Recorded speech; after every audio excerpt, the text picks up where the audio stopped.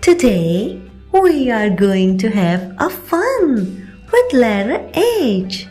Letter H. It sounds H, and it is the 8th letter of alphabets.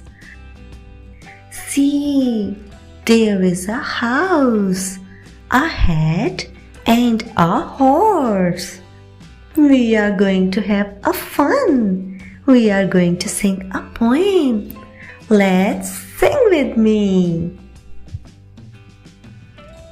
H, house, H, hat, horse in a hut, hen on a mat. H, house, H, hat, horse in a hut, hen on a mat.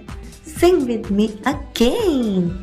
H, house, H, hat, horse in a hut, hen on a mat.